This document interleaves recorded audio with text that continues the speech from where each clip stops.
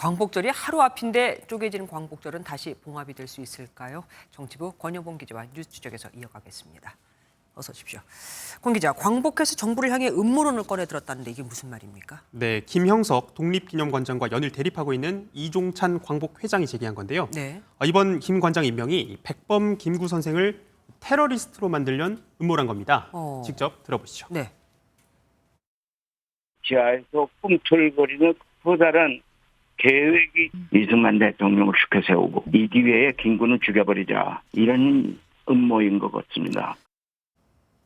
네, 이 회장은 공교롭게도 광복절인 내일 테러리스트 김구란 책이 출간된다는 점도 언급을 했습니다. 아이고, 이 관계가 봉합될 가능성은 없습니까? 네, 광복회는 지금이라도 이 김 관장이 사퇴를 한다면 이 정부 경축식에 참석하겠다며 일말의 가능성은 일단 열어뒀습니다. 네. 하지만 김 관장이 재차 사퇴하지 않겠다는 입장을 확고하게 밝히면서 사상 초유의 쪼개진 광복절을 막긴 어려워 보입니다.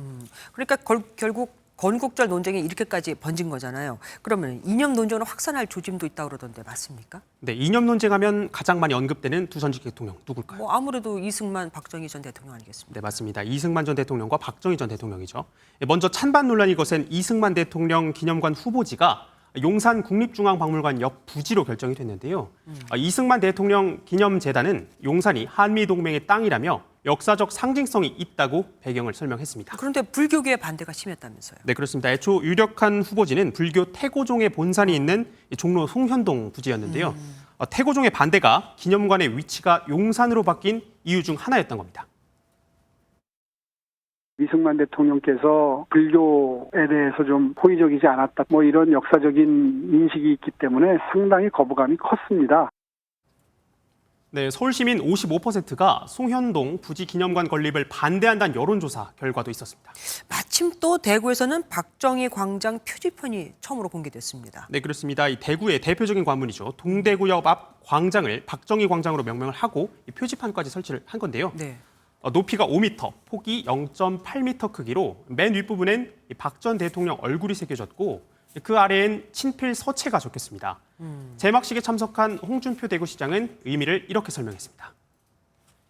박정희 대통령의 산업화 정신을 기리기 위해서 지금의 대구와 대한민국을 있게 한 산업화 정신을 조명하기 위한 것인 만큼 네, 야당과 시민단체는 제대로 된 의견 수렴조차 없었다며 반발하고 있습니다.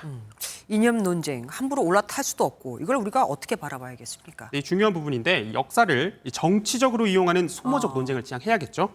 그리고 역사는 역사로서 바라보고 접근을 해야 합니다. 전문가 의견 들어보시죠.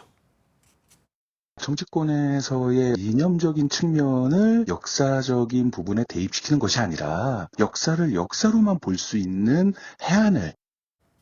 정답이네요. 권 기자 수고하셨습니다.